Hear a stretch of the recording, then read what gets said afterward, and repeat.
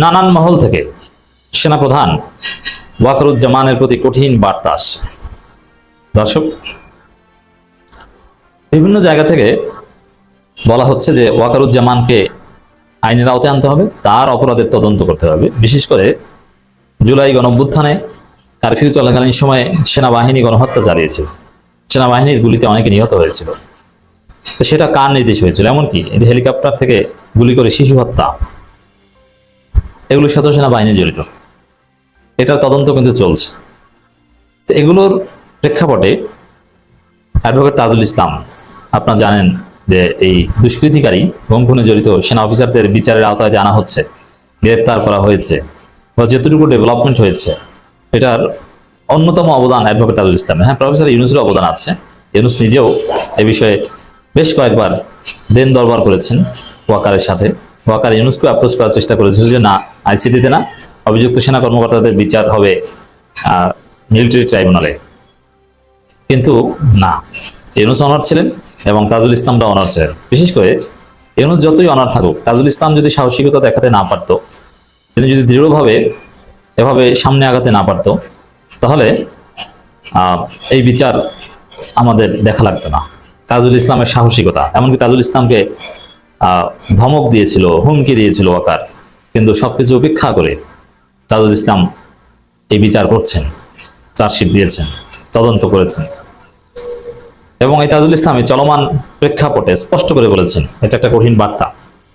পরমাণুভুক্ত 15 সেনা কর্মকর্তার বিচারের ক্ষমতা ট্রাইব্যুনালে আছে, আইনি ক্ষমতা আছে, এবং এর মধ্য দিয়ে একটা বার্তা দেওয়া, আপনারা যে যাই বলেন, আইনি ভিত্তি তো আছে এবং আমরা বিচার করতে পারবো। জনগণ এই বিচার চায়, এই বিচারে কেউ বাধা সৃষ্টি করতে পারবে না, এবং কোর্টের কাছে প্রডিউস করতে হবে এই অফিসারদের। 22 তারিখের আগে সিভিল প্রশাসনের হাতে এই 15 জনকে হস্তান্তর করতে হবে। তারা থাকবে কেরানীগঞ্জ কারাগারে কিংবা গাজীপুরের কাশিমপুর কারাগারে। দর্শক, এই জায়গায় এই যে আত্মবিশ্বাসী কথা, পরমাণুভুক্ত 15 সেনা কর্মকর্তার বিচারের ক্ষমতা ট্রাইব্যুনাল আছে, এর অর্থ বিচার হবে নিশ্চিত। এবং আরো কয়েকটা মামলার পাইপলাইনে আছে। আপনারা তো 2টা মামলা হিসাব নিকাশ নিয়ে আমরা মোটামুটি আলোচনা করছি। এই 15 জন 2টা মামলার সাথে জড়িত, কিন্তু আরো 2টা মামলা তদন্তাধীন, এবং গুমের সাথে জড়িত অনেকে মামলা করতে চায় না। সেগুলো যাতে করে, অভিযোগ যাতে করে, এই জন্য সরকার এনকারেজ করছেন। আর গুমের সাথে জড়িত ছাড়াও এই জুলাই আন্দোলন, কারফিউ চলাকালীন সময় কে কি করেছে, এগুলো নিয়ে তদন্ত হচ্ছে। অনেকে বলছে যে ওয়াকারের স্ত্রীর কোনো অবৈধ সম্পদ আছে কিনা, সেটা নিয়েও দুদক হয়তো নাড়াচাড়া করবে একটা পর্যায়ে। আর ওয়াকারের নিজে ওই হেলিকপ্টার থেকে গুলি করা, লেথাল ওয়েপন ব্যবহার করা, সরাসরি গুলি করে মানুষ হত্যা করেছে, এটা ছবি আছে, ভিডিও আছে এই জুলাই আন্দোলনের সময়। এগুলো কেন এবং কার নির্দেশে হয়েছে? এমনিতে কারফিউ জারি করলে সেটা বাস্তবায়ন করতে কিছু কঠোরতা দেখানো, এটা ঠিক আছে, লাঠিচার্জ করতে পারে, অনেক কিছু করতে পারে, কিন্তু মানুষকে হত্যার উদ্দেশ্যে গুলি করা, এটা মানবতা বিরোধী অপরাধ। হেলিকপ্টার থেকে গুলি করা, এটা কারা করেছে, কিভাবে করেছে? এইসব জায়গায় ওয়াকার নিজেই ফেসে যায় কিনা, ওয়াকার নিজেও ভয় করছে। এটা তাজুল ইসলামদের যে কঠোরতা এবং নানান মহল যেভাবে দাবি করছে, জুলাই আন্দোলনের সময় সেনাবাহিনীর ভূমিকা নিয়ে পর্যালোচনা হওয়া দরকার, তদন্ত হওয়া দরকার। যেসব বার্তা আসে তাতে তদন্ত হবে। সরাসরি ওয়াকার জড়িত থাকলে তিনিও বাঁচতে পারবেন না, তার বিরুদ্ধে পদক্ষেপ আসবে। আর তিনি জড়িত না থাকলে তার বিরুদ্ধে পদক্ষেপ আসবে না। তো এই প্রশ্নটা কিন্তু আসতো না। আমি যেটা বলেছি যে হ্যাঁ, যদি ওয়াকার জুলাই আন্দোলনের সময় গুলি নিয়ে গিয়েও থাকতেন, তারপরে তিনি মাপ পান, ক্ষমা পান। কিভাবে? ওই যে তিনি শেষে ভালো হয়ে গেছেন। এটা হয় যুদ্ধের সময়, পক্ষ চেঞ্জ করলে আগের অপরাধ ক্ষমা হয়। যদিও কিছু কিছু ক্ষেত্রে কিছু ফৌজদারি অপরাধ কখনো থামাদি হয় না, কখনো ক্ষমা হয় না, এটা আলাদা আলোচনা। তারপরও যেহেতু এটা অনেকটা পলিটিক্যাল ব্যাপার, ওয়াকার যদি একদম সঠিক লাইনে আসতে পারতেন, ইউনূসের সাথে সঠিক লাইনে চলতেন, এই শেষে যদি এই ঘাটতারামি অথবা ভারতের লাইনে না চলতেন, তাহলে তার কিছুই হতো না। তিনি নতুন বাংলাদেশ গড়তে ভূমিকা পালন করতে পারতেন এবং জাস্ট অভিযুক্ত বা পুরনো গুম খুনের অপরাধীদের বিচার হতো, অথবা জুলাই আন্দোলনে যারা সরাসরি গুলি করেছে সেনাবাহিনী, তাদের বিচার হতো। কিন্তু তিনি সেই লাইনে আসেননি, অনেক অঘটনের চেষ্টা করেছেন। এ কারণে ওয়াকার নিজেই এখন বিচারের মুখোমুখি হতে পারেন। একটা মামলায় তাকে ঘিরেও তদন্ত হচ্ছে বলে আমরা শুনেছি। গুমের 2 মামলা সহ 3 মামলায় করোনাভুক্ত সেনা কর্মকর্তাদের বিচার করার পূর্ণ আইনি ক্ষমতা আন্তর্জাতিক অপরাধ ট্রাইব্যুনালে রয়েছে বলে জানিয়েছেন chief prosecutor advocate Tajul Islam. মানে এটা একটা আত্মবিশ্বাসী বার্তা, ক্ষমতা আছে এবং এটা হবে। আইসিটির যে আইন, দেখেন সেনাবাহিনী একটা বাহিনী, তাদের নিজস্ব আইন আছে, ঠিক আছে, কিন্তু সেই নিজস্ব আইন তো বাংলাদেশের সংবিধানের অধীনে, বাংলাদেশের অধীনে, এটা তো আর জাতিসংঘের অধীনে না, বাংলাদেশের অধীনে। আর বাংলাদেশের আইন সেনাবাহিনীর নিজস্ব আইনের ঊর্ধ্বেও আইসিটিকে মর্যাদা দিয়েছে। হাইকোর্ট সুপ্রিম কোর্টের উপর তা সেনাবাহিনী না, হাইকোর্ট সুপ্রিম কোর্টের অর্ডার সেনাবাহিনীর জন্য বাধ্যতামূলক। আইসিটি কোর্ট এটা হাইকোর্ট সুপ্রিম কোর্টের সমমর্যাদার, হাইকোর্টের সমমর্যাদার একটা কোর্ট। এই জন্য অ্যাটর্নি জেনারেল একটা পদ, আর আইসিটির যিনি চিফ প্রসিকিউটর তিনিও কিন্তু অ্যাটর্নি জেনারেলের সমমর্যাদার।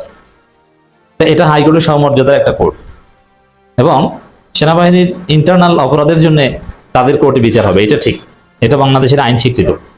কিন্তু মানবতা বিরোধী অপরাধ, ক্রাইমস এগেনস্ট হিউম্যানিটি, এটার বিচার আইসিটিতেই হবে, এটা আইসিটির আইন।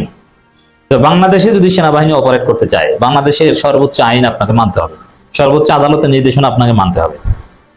অতএব তাদের বিচার সেনাবাহিনী করবে। আইসিটি আইন এই এখতিয়ার দিয়েছে। যেমন বাংলাদেশ সরকার চাইলে এই আইন করতে পারে, বাংলাদেশ সরকার চাইলে সেনাবাহিনীর যে কোর্ট মার্শাল ওটাও বাতিল করে দিতে পারে, বাংলাদেশ সরকার চাইলে সেনাবাহিনী বিলুপ্ত করে দিতে পারে। এটা তো বাংলাদেশ সরকারের অধীনে, এটা তো আর জাতিসংঘের অধীনে কিংবা ফেরেশতাদের অধীনে না, লাউহে মাহফুজের অধীনে না। তো এইসব যুক্তি কোথায় দেয়? তো বিচার এই আইনই হবে, ট্রাইব্যুনালই হবে, এই ক্ষমতা আছে, এবং অবশ্যই তাদেরকে আদালতে উপস্থাপন করতে হবে। এই ধরনের স্পষ্ট বার্তা দিয়ে দিয়েছেন, এবং একজন যে পালিয়েছে, পালাতে কারা সহযোগিতা করেছে এটাও খুঁজে বের করতে হবে। এবার মিয়ানমারের United League of Arakan Yunus সরকারকে সতর্ক করল। মিয়ানমারের ইউনাইটেড লীগ অফ আরাকানকে আপনারা বহুল প্রচারিত, বহুল পরিচিত আরাকান আর্মি, সশস্ত্র যে সংগঠনটি, মিয়ানমারের যে বিদ্রোহী গোষ্ঠী, এটিকে চেনেন নিশ্চয়। সেই আরাকান আর্মিরই রাজনৈতিক সংগঠন আরাকান রাজ্যের ইউনাইটেড লীগ অফ আরাকান, সেই ইউনাইটেড লীগ অফ আরাকান রীতিমতো ইউনূস সরকারকে বিবৃতি জারি করে সতর্ক করলো। অভিযোগ, রাখাইন রাজ্যে আরসা ও আরএসও এর হামলা বিষয়ে বাংলাদেশের অন্তর্বর্তীকালীন সরকারকে সতর্ক করেছে।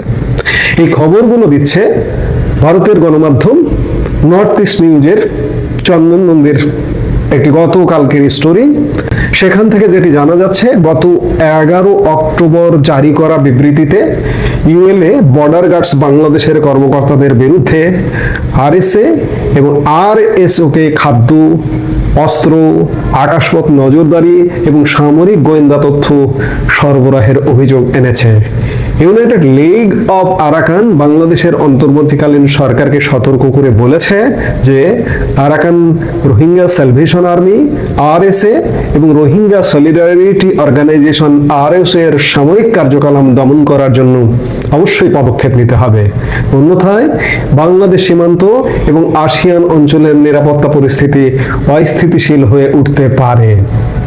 নর্থ ইস্ট নিউজ বলছে, গত 11 অক্টোবর জারি করা প্রেস বিবৃতিতে আরাকান সেনাবাহিনীর রাজনৈতিক front United League of Arakan ULA Rakhine রাজ্যের সশস্ত্র আরএসএ এবং আরএসও যোদ্ধাদের অনুপ্রবেশের বিবরণ প্রদান করে, যারা বিকাল 3টার দিকে 3 জন মোটরসাইকেল আরোহীকে অতর্কিত হামলা করে এবং মন্দো অঞ্চলে লেক ইয়াং জংশনের কাছে তাদের একজনকে হত্যা করে। গুলিবর্ষণে অন্য 2 মোটরসাইকেল আরোহী গুরুতর আহত হন। যদিও আরাকান আর্মি এবং ইউএলএ বারবার বর্ডার গার্ডস বাংলাদেশ, বিজিবি সৈন্যদের বিরুদ্ধে আরএসএ এবং আরএসও বিদ্রোহীদের সহায়তা প্রদানের অভিযোগ করেছে, রাখাইন রাজ্যভিত্তিক সংগঠনটি প্রেস বিবৃতিতে দাবি করেছে যে 2টি রোহিঙ্গা গোষ্ঠীর কাছ থেকে জব্দ করা অস্ত্র, গোলাবারুদ এবং সামরিক সরঞ্জাম ইঙ্গিত দেয় যে এই উপকরণগুলো সম্ভবত মিয়ানমারের সামরিক জান্তার দুর্নীতিবাজ কর্মকর্তাদের দ্বারা সরবরাহ বা লাভের জন্য দুর্নীতির মাধ্যমে তাদের কাছে বিক্রি করা হচ্ছে।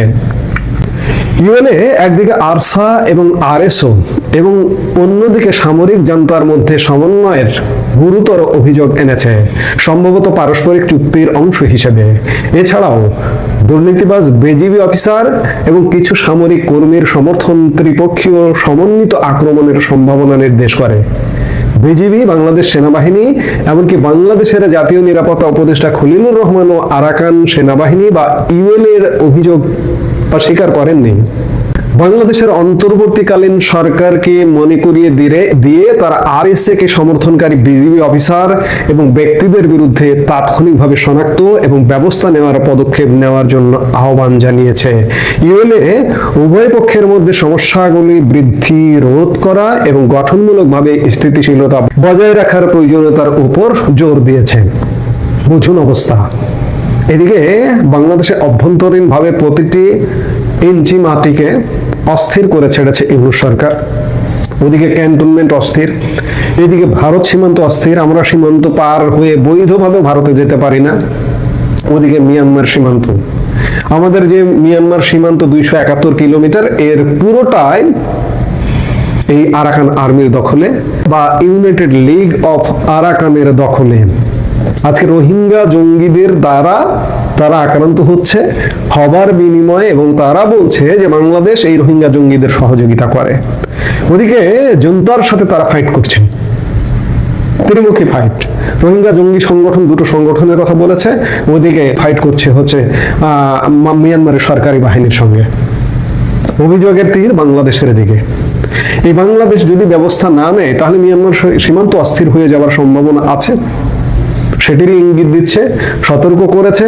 পরবর্তীতে যদি বাংলাদেশের ওই অঞ্চল, কক্সবাজার অঞ্চলকে অ্যাটাক করে আরাকান আর্মি, তাহলে কি করবে ইউনূস সরকার? আমাদেরকে জলে, স্থলে, পাহাড়, পর্বতে সব জায়গায় বিপদে ফেলেছে ইউনূস সরকার। বাংলাদেশের মানুষ বুঝুন আর না বুঝুন, 4-5 দিয়ে বিপদ আমাদেরকে ঘিরে ধরছে। এই বিপদের শেষ কোথায়? এই বিপদের শেষ সেখানেই। আজকে ইউনূস সরকারের সেফ এক্সিটের প্রশ্ন আসছে। ইউনূস সরকার এই মুহূর্তে ইতালি সফর করছেন, ইউনূস সরকার প্রধান। সেফ এক্সিট নয়, তাকে ধরতে হবে। আজকে গত 15 মাসে বাংলাদেশকে অচল অবস্থায় নিয়ে যাওয়ার জন্য তার বিচার করতে হবে এবং তার পরিষদের বিচার করতে হবে। এই শব্দ, সারা শব্দ উঠাতে হবে এবং এদের হাত থেকে বাংলাদেশকে মুক্ত করতে হবে। মুক্ত করে বাংলাদেশে একটি রাজনৈতিক সরকার কায়েম করতে হবে। এটি চাওয়া উচিত বাংলাদেশের। আমরা আসলে সব দিক দিয়ে 4-5 দিয়ে বিপদ আমাদের ঘনিয়ে আসছে। একমাত্র উপায় ইউনূস সরকার থেকে মুক্ত হওয়া, এছাড়া আমাদের আসলে কোনো উপায় নেই। আজকে মিয়ানমার সীমান্ত সেটি বলছে, মিয়ানমার থেকে একটা নতুন বিপদ আসন্ন। সেই সিগন্যালটা দিল ইউনাইটেড লিগ অফ আরাকান ইতিমধ্যে বিবৃতি দিয়ে। কাজেই আমাদের বুঝতে হবে বাংলাদেশের মানুষকে যে আমরা কার পাল্লায় পড়ে গেছি। এই মুহূর্তে এ পর্যন্তই। সবাই ভালো থাকুন, সুস্থ থাকুন।